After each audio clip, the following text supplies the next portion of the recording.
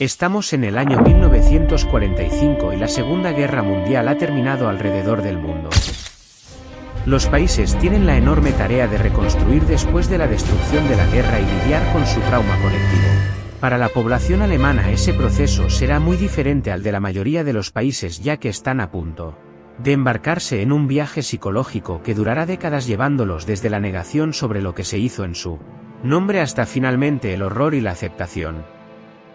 Esto tomará más de 40 años, pero eventualmente aceptar que su derrota en la Segunda Guerra Mundial fue para bien, a pesar de dejar a su país totalmente destruido. Comencemos con cómo se veían las cosas inmediatamente después de la guerra en 1945. Durante mucho tiempo después de la guerra, el Holocausto fue en gran medida apartado de la mente de los alemanes.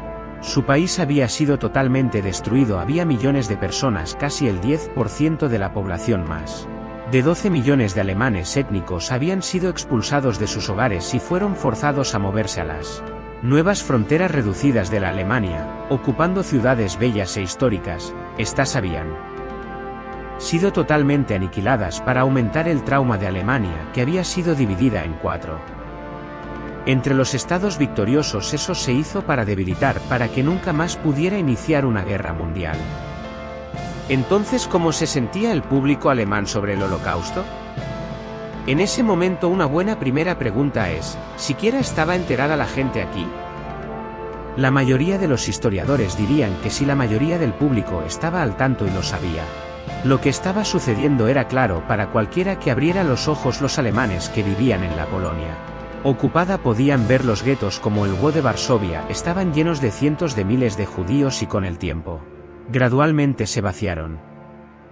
Realmente quiero enfatizar lo grande que eran algunos de ellos. El gueto de Varsovia consistía en docenas de calles llenas en un punto de 500.000 de judíos. Si un área así pasa de estar llena a estar vacía, es imposible no notarlo. El público también pudo ver los trenes cargados de judíos y enviados lejos. Esas personas jamás regresaron la noticia de lo que estaba sucediendo. Los alemanes que vivían en Polonia, aquellos en la propia Alemania, que los nazis estaban cometiendo asesinatos masivos, también era claro para la población alemana, porque que muchos no judíos fueron afectados por ello. Los homosexuales, los enfermos mentales y los discapacitados también fueron exterminados. Por supuesto, eso significaba que si eras un ciudadano alemán y tenías un familiar discapacitado, este sería llevado a la fuerza y sería eliminado. Un ejemplo es el caso de Kurt Herstein. Su cuñada fue asesinada por los nazis debido a una enfermedad mental. Luego él se dedicó a descubrir más sobre el Holocausto e incluso se unió a las SS para ver lo que estaba sucediendo con sus propios ojos e intentó detenerlo tratando de sabotear la entrega de gas letal a los campos de exterminio. También intentó crear conciencia sobre lo que estaba sucediendo, informando a tantos alemanes como pudo e incluso informando a otras naciones. A pesar de su conocimiento del Holocausto, muchos alemanes continuaron teniendo visiones nazis y antisemitas durante muchos años después del final de la guerra. Los Estados Unidos realizaron varias encuestas y los resultados son asombrosos. Un año después de la guerra, 1/3 de los alemanes decían que los judíos no deberían tener los mismos derechos que otros ciudadanos. Aproximadamente el mismo número dijo que la exterminación de los judíos era necesaria para la seguridad de Alemania. Más de la mitad de los alemanes pensaba que el nazismo había sido una buena idea, pero mal aplicada. Incluso 7 años después del final de la guerra, 1/3 de los alemanes decía que Alemania estaría mejor sin judíos y 1/4 tenía una opinión positiva sobre Hitler. Otra pregunta importante es cómo se sentían los alemanes sobre perder la guerra. ¿Veían como algo bueno que Hitler hubiera sido detenido o lo veían como un desastre y aún deseaban haber ganado? Esa es una pregunta particularmente importante y es una a la que volveré repetidamente. Esa pregunta probablemente más que ninguna otra es donde las opiniones tomaron más tiempo en cambiar y, como veremos, sigue siendo polémica hasta el día de hoy. En 1945 podemos asumir con seguridad que la abrumadora mayoría de la gente sostenía la vista de que perder fue algo malo, mientras que muchos alemanes pensaban que el Holocausto era lamentable. Creo que en la mente de la persona promedio eso no era ni de cerca tan importante como el hecho de que su país había sido destruido y ocupado. Así que, como podemos ver, las actitudes alemanas hacia el nazismo y el Holocausto tenían un largo camino por recorrer para llegar a donde están ahora. Los Primeros pasos en este viaje fueron muy impuestos a los alemanes por las fuerzas ocupantes. Implementaron lo que se conocía como la desmasificación, que tenía como uno de sus principales objetivos forzar a los alemanes a aceptar lo que habían hecho y sentirse avergonzados por ello. Llevaron a cabo una campaña de propaganda enérgica, con el objetivo de desarrollar un sentido de responsabilidad colectiva alemán.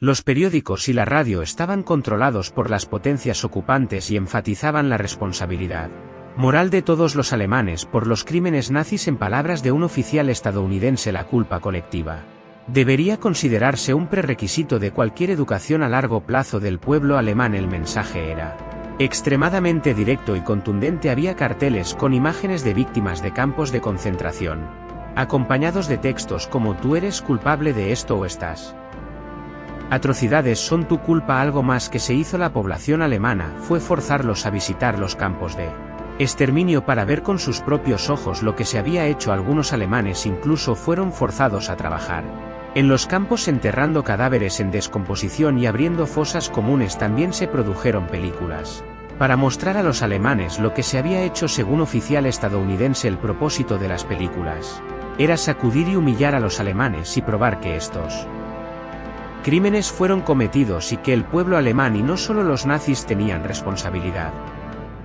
Uno de los eventos más famosos en el proceso de desnazificación fue por supuesto los juicios de Nuremberg. Estos comenzaron 5 meses después de que los alemanes se rindieron y duraron alrededor de un año en total. 24 nazis de alto rango fueron juzgados y 12 condenados a muerte. Casi todos los que estaban en juicio expresaron poco remordimiento y no se arrepintieron de su participación en la Alemania nazi. Se mostraron imágenes de los campos de exterminio los acusados y a todos les pareció impactante. Muchos reaccionaron con negación. Göring dijo que las imágenes debían haber sido falsificadas. Afirmó que no sabía nada de lo que sucedía en los campos, lo cual es por supuesto una ridiculez. Otros pusieron excusas diciendo que desobedecer a Hitler era sinónimo de ejecución. A pesar de que los juicios de Nuremberg fueron algo grande para el público alemán, era fácil no prestarles mucha atención. Todavía había pasado solo un año desde el final de la guerra. Todo estaba destruido. Para muchos alemanes encontrar comida y refugio era un trabajo de tiempo con completo. A medida que los alemanes prestaron atención a los juicios, la mayoría los veía como válidos. Una encuesta encontró que el 78% de los alemanes consideraba los juicios como justos. Dicho esto, los juicios podrían haber sido mucho más exitosos en términos de persuadir al pueblo alemán. No fueron televisados, así que la única manera en que la gente podía enterarse de ellos eran los periódicos. Además, como la Guerra Fría acababa de comenzar, los juicios se volvieron políticos en Alemania Oriental bajo el control de los soviéticos. Las autoridades querían enfatizar la importancia de las atrocidades cometidas contra los rusos en la Segunda Guerra Mundial y minimizar aquellas contra los judíos. En Alemania Occidental ocurrió lo contrario. Otra dinámica era que Estados Unidos estaba muy preocupado por mantener a Alemania Occidental de su lado para que no se aliara con la Unión Soviética. Eso significaba que tuvieron cuidado de no hacer algo que pudiera ofender al pueblo alemán occidental, por lo que no impulsó los juicios tanto como se pudo haber hecho. Si bien la reacción pública a los juicios fue inicialmente buena, eso cambió con el tiempo. Gradualmente la gente comenzó a verlos como menos legítimos. Los veían como justicia del vencedor y una imposición de culpa colectiva, lo cual rechazaban. 4 años después de los juicios, el apoyo a ellos había caído al 38%, con un 30% de la población viéndolos como injustos. En otras encuestas las actitudes continuaron siendo desafiantes. En 1951 solo el 5% de los alemanes occidentales dijo que se sentían culpables por los judíos. 1 de cada 5 alemanes realmente creía que los judíos eran parcialmente responsables de los que les había sucedido. Dicho esto, el 29% sí creía que Alemania debería dar compensación a las víctimas del Holocausto. De hecho, eso sí ocurrió. En 1953 Alemania Occidental acordó pagar reparaciones. Sin embargo, solo las personas que fueron víctimas directas eran elegibles, no sus hijos o nietos, dado que muchos alemanes todavía no simpatizaban con los judíos. No te sorprenderá saber que las reparaciones fueron políticamente controvertidas y muchos políticos votaron en contra para las propias víctimas obtener el dinero. Fue extremadamente difícil, a menudo tenían una amarga lucha en sus manos que podía durar décadas, muchos no. Recuperaron las casas y negocios que les habían confiscado los nazis. Creo que eso muestra cómo, a pesar de los esfuerzos de desnazificación, la mentalidad tardó mucho en cambiar. Quiero decir, estamos hablando de judíos que, por ejemplo, tenían una casa solo 2 décadas atrás les fue confiscada por los nazis e incluso ahora no podían recuperarla. Durante los próximos años la opinión pública permaneció bastante constante en Alemania, una mezcla de rebeldía y negación. Con Alemania todavía destruida y dividida, era bastante fácil para la gente sacar el Holocausto de su mente y pensar en otras cosas. El próximo evento importante en nuestra historia llegó en 1961. Estoy hablando del juicio de Adolf Eichmann. Adolf Eichmann fue uno de los principales organizadores del Holocausto y después de la guerra había escapado a Argentina. Allí fue rastreado por los servicios de inteligencia israelíes y arrestado. Fue llevado a Israel, donde fue juzgado por sus crímenes. A diferencia de los juicios de Nuremberg, que no habían sido televisados, Israel hizo todo lo posible para promocionar el juicio. La defensa de Eichmann fue esencialmente la misma que presentaron los nazis acusados antes que él. Fue más de lo mismo. Dijo que solo estaba siguiendo órdenes, pero que siempre tuvo dudas y se sintió culpable. Mencionó que siguió adelante con lo que estaba sucediendo porque no veía a nadie en absoluto que estuviera en contra de ello, incluso los no nazis como aquellos en el servicio civil. Eichmann incluso afirmó que en realidad había querido detener el Holocausto, pero no tuvo el poder. A pesar de todo, no expresó remordimiento, diciendo: no era un líder responsable y como tal no me siento culpable. Al final Eichmann fue encontrado culpable y ahorcado en Alemania Occidental. El juicio recibió una cobertura significativa e incluso cambiaron el currículo escolar para incluirlo. Sin embargo, muchas personas lo vieron como sesgado, como un juicio de espectáculo en un tribunal de justicia arreglado. Las acciones del gobierno de Alemania Occidental hacia el juicio fueron particularmente interesantes. Fueron, y no estoy exagerando, completamente conspirativas. Inicialmente habían intentado proteger a Eichmann. El servicio de inteligencia alemán había sabido desde 1952 dónde estaba Eichmann. Habían ocultado esa información a Israel para tratar de evitar que lo arrestaran. La razón principal por la que no querían que el juicio ocurriera era porque en ese momento había ex-nazis trabajando en el gobierno de Alemania Occidental. Uno de los más importantes era Hans Glock, quien había estado involucrado en el régimen nazi. Había ayudado a formular la ley habilitante en 1933 que convirtió a Hitler en un dictador. Ahora, casi 30 años después, estaba trabajando en el gobierno de Alemania Occidental como jefe de personal. Por supuesto, el gobierno sabía esto y no quería que se expusiera. La silla de Estados Unidos también estaba al tanto del pasado de Glock y deseaba mantenerlo oculto. Si el mundo se enteraba de que un ex-nazi tan importante todavía estaba trabajando en el gobierno de Alemania Occidental, mostraría que la desnazificación no había sido tan exitosa. El juicio de Adolfo Hitler atraería atención sobre el pasado de Glock y por lo tanto, el gobierno de Alemania Occidental prefería que no ocurriera. Desde su punto de vista, el prestigio internacional de Alemania estaba en juego. En palabras del ministro de Relaciones Exteriores, a luz de este horrendo juicio, nos veremos obligados a distanciarnos de estos crímenes. Como puedes ver, esas no son las palabras de un gobierno decidido a enfrentar su pasado nazi. Al final, los israelíes lograron rastrear a Eichmann por su cuenta y traerlo de vuelta a Israel. Sin embargo, las escandalosas acciones del gobierno de Alemania Occidental no se detuvieron ahí. Incluso cuando el juicio estaba en curso, intentaban manipular los procedimientos. Un periodista fue contratado por los servicios de inteligencia alemanes para ir a Israel e intentar influir en el juicio. Debía asegurarse de que se centrara totalmente en Eichmann y no trajera la atención sobre otros ex-nazis como Glock, el jefe de personal. El periodista proporcionó a los fiscales israelíes información que hacía que Glock pareciera inocente. Incluso irrumpió en una habitación de hotel y robó evidencia.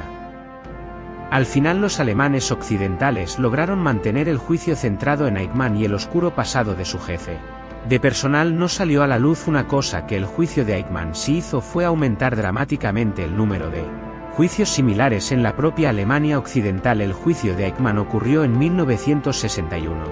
Y durante los siguientes años hubo varios juicios de alto perfil en Alemania. Generalmente se centraban alrededor de un campo de exterminio en específico. Por ejemplo, hubo uno en 1963 para Los nazis que habían trabajado en el campo de Auschwitz fue el juicio más grande y extenso que ocurriría en Alemania. Duró 2 años y 22 hombres fueron juzgados. La mayoría se encontró culpable y recibió tiempo de prisión, aunque a menudo solo unos pocos años. A lo largo de los años 60 hubo varios juicios similares para otros campos de exterminio. Por un lado, esto es positivo. La atención se estaba centrando en el Holocausto y el público alemán no podía ignorarlo. Sin embargo, no todo fue tan bueno. De hecho, gran parte del público era bastante hostil hacia esos juicios. A mediados de la década de 1960, aproximadamente la mitad del público de Alemania Occidental se oponía a tener más juicios. Solo la mitad de las personas que habían oído del juicio de Auschwitz lo aprobaba. La gente pensaba que los juicios hacían que Alemania se viera mal en el escenario internacional. También querían dejar todo eso en el pasado, dado que tantas personas habían estado involucradas en la máquina de genocidio nazi. Muchos alemanes probablemente pensaban que los juicios iban a continuar para siempre, que nunca se detendrían. Recuerda que muchas personas pensaban que debían dar amnistía a los nazis. La década de 1960 también fue el momento en que aparecieron los primeros libros realmente importantes sobre el Holocausto. El primero fue el enorme libro de Raúl Hilberg, La destrucción de los judíos europeos, con más de 1000 páginas. Fue el primer estudio profundo del Holocausto y sigue siendo extremadamente importante incluso hoy. Hasta entonces, los libros sobre la Segunda Guerra Mundial apenas mencionaban el Holocausto, y si lo hacían se hablaba de él como otra atrocidad en una guerra particularmente sangrienta. Este fue el primer libro en darle la atención que merecía. Probablemente es el libro más importante sobre el Holocausto jamás escrito. Atrajo una enorme atención sobre el tema y consecuentemente llevó a muchos debates. Sin embargo, aunque eso fue positivo, debo mencionar que fue una enorme lucha conseguir su publicación. Numerosas editoriales lo rechazaron, incluso algunas en Estados Unidos. Finalmente se publicó en 1961, pero solo estaba disponible en inglés, no fue traducido al alemán hasta 21 años más tarde. Para principios de la década de 1970, el Holocausto ya había recibido una cantidad considerable de atención en Alemania. Sin embargo, muchos aspectos de su mentalidad aún permanecían en negación y muy lejos de lo que es ahora. Muchas personas pensaban que se debía olvidar lo que ocurrió, que aunque los nazis habían cometido crímenes de guerra, el resto del mundo también. En ese momento, la mayoría de las personas todavía pensaba que era una lástima que Alemania perdiera la Segunda Guerra Mundial, que habría sido mejor si hubieran ganado. Ahora voy a hablar sobre lo que podría ser el motivo más grande para el cambio de mentalidad alemana. Una serie de televisión lanzada en 1978 titulada simplemente El Holocausto. El Holocausto fue una miniserie estadounidense de 4 partes emitida en Alemania Occidental en 1979. Recibió una cantidad enorme de atención. Casi la mitad de la población vio al menos un episodio. Fue particularmente vista por los jóvenes, con el 68% de aquellos de 14 a 29 años viendo al menos un episodio. Alcanzó una audiencia que no había tenido ningún otro programa en la historia de Alemania. La gente quedó increíblemente conmovida. Hizo una impresión enorme. Casi 2/3 de los espectadores dijeron que la serie les había impactado profundamente, y 2/5 partes se sintieron avergonzados de lo que Alemania había hecho. Informaron que habían aprendido mucho de la serie. Muchos no conocían el alcance de las atrocidades o la manera en la que se habían llevado a cabo de manera era tan sistemática. Fue un gran tema de conversación entre amigos, colegas de trabajo y dentro de las familias. Muchos de los niños que la vieron preguntaron a sus padres y abuelos qué habían hecho y si habían estado involucrados. Fue la primera vez que se habían tenido ese tipo de conversaciones abiertas de ese modo. De hecho, fue la serie de televisión El Holocausto la que hizo que el público adoptara la palabra holocausto. Antes de eso, la palabra se consideraba inapropiada. La gente lo llamaba el genocidio de los judíos. Todo eso cambió con el lanzamiento de la serie de televisión. La Sociedad de la Lengua Alemana incluso eligió holocausto como la palabra del año en 1979. Sin embargo, aunque eso fue algo positivo, no todo fue bien. Hubo cierta resistencia a la emisión, con algunas personas criticando la serie por inexactitudes históricas. Incluso un sobreviviente del Holocausto se mostró algo disgustado debido a errores en los hechos. Sumado a esto, la serie no se emitió en Alemania Oriental, donde fue criticada por estar demasiado centrada en los judíos, dado que Alemania Oriental era un títere de Rusia. Las autoridades querían que se pusiera énfasis en las víctimas rusas, no en los judíos. Lo peor que sucedió fueron ataques con bombas por terroristas de extrema derecha. Querían impedir que la serie se emitiera, así que volaron las torres de televisión. Alrededor de 100,000 espectadores se vieron afectados por esto. El siguiente capítulo importante en nuestra historia ocurrió 6 años después, en 1985, como parte del 40 aniversario del final de la Segunda Guerra Mundial. El presidente estadounidense Ronald Reagan visitó Alemania Occidental y se reunió con el canciller Helmut Kohl. El plan era visitar un cementerio militar alemán. Hasta ahora todo suena bien. El problema fue que 49 de los 2,000 soldados alemanes enterrados allí habían sido miembros de la CCS, el grupo paramilitar nazi. La visita planeada causó mucho enojo dentro de los Estados Unidos, particularmente dentro de las comunidades judías. Muchos funcionarios gubernamentales prominentes y celebridades protestaron por la visita de 53 senadores y 257 representantes firmaron cartas tratando de detenerla. La indignación llevó un cambio de planes de último minuto. Reagan y Kohl visitaría un campo de concentración además del cementerio. Inicialmente Reagan no había querido visitar un campo de concentración porque podía insultar al público alemán. Al final, debido al revuelo, se vio obligado a hacerlo. Reagan terminó teniendo que defenderse argumentando que la mayoría de las tumbas en el cementerio eran de soldados alemanes normales, no nazis. Argumentó que eran víctimas del nazismo al igual que las víctimas en los campos de concentración. Creo que el episodio es bastante interesante porque la gente en Alemania en gran medida no entendía de qué se trataba todo el alboroto. Muchos pensaban que la visita de Reagan al cementerio con los hombres de la CCS estaba totalmente bien.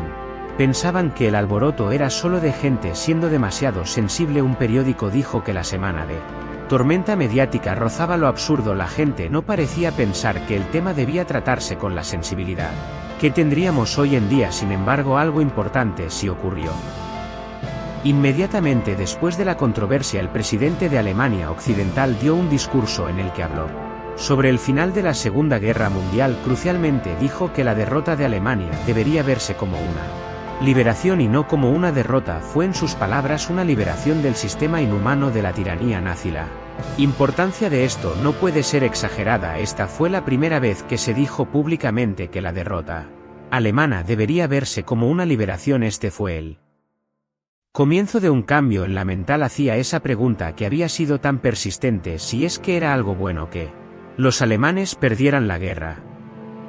Ese discurso y la controversia precedente con el presidente de los Estados Unidos desencadenaron un debate entre intelectuales alemanes que duraría años. Fue principalmente un desacuerdo entre historiadores sobre cómo ver el periodo nazi en general. El debate tuvo lugar en varios artículos publicados en periódicos. El historiador de derecha Ernst Nolte publicó un artículo argumentando que el Holocausto no era especialmente único históricamente y lo comparó con los gulags comunistas en Rusia. En general, sus argumentos eran muy apologéticos hacia el nazismo. Muchos historiadores e intelectuales de izquierda publicaron varias respuestas. El famoso filósofo alemán Habermas argumentó que Nolte estaba tratando de blanquear el pasado nazi y que el Holocausto no podía compararse con los gulags. Durante el próximo año, decenas de artículos fueron publicados en periódicos contribuyendo al debate. Al final, ninguno de los lados ganó claramente el debate, pero sí causó se dirigiera mucha atención hacia el Holocausto. En particular, hizo que la gente escuchara hablar del Holocausto de una manera intelectual. Casi todos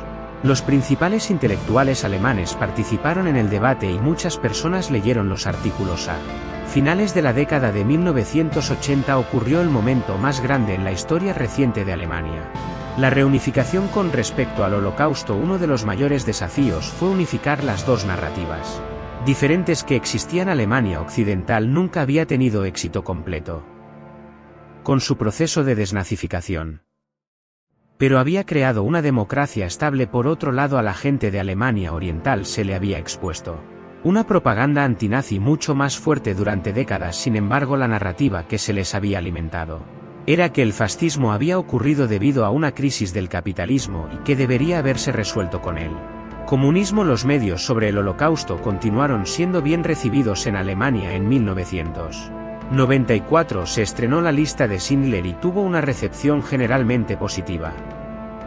No tuvo un impacto como el de la serie de los años 70, pero sí confrontó a los espectadores con imágenes realistas de la aniquilación de los judíos. Continuando, 1995 tuvo un evento muy significativo, el 50 aniversario del final de la Segunda Guerra Mundial. El mensaje del gobierno fue más conciliatorio que nunca. En aniversarios anteriores se habían hecho intentos de comparar el Holocausto con otros crímenes de guerra. Eso no sucedió en esta oportunidad. Además, el gobierno nuevamente se refirió a la derrota de la Alemania nazi como una liberación en lugar de una derrota. La victoria de los aliados finalmente comenzó a verse como algo positivo. El cambio de milenio vio la apertura del primer monumento público al Holocausto en Berlín. Sin embargo, hubo cierta resistencia. El alcalde de Berlín se opuso y no asistió a la ceremonia de apertura. Argumentó que era demasiado grande, que estaría sujeto a vandalismo. Otras personas criticaron el monumento por conmemorar solo las víctimas judías del Holocausto, cuando por supuesto hubo muchas otras. Hoy en día el legado del Holocausto todavía causa controversia respecto a la persistente pregunta de si fue bueno para Alemania perder. En 1945 el público alemán en realidad se ha vuelto más de derecha en los últimos años. En 2015 una encuesta encontró que la mayoría de los alemanes veían la victoria aliada como una liberación del régimen nazi. Solo el 99% de los alemanes veía la Segunda Guerra Mundial como una derrota. Ahora ese número ha aumentado. Un importante partidario de esa visión es el partido político AFD o Alternativa para Alemania. Han subido en las encuestas en los últimos años y ahora son el segundo partido más grande. La presidenta de AFD ha dicho que la derrota en 1945 no puede verse como una liberación.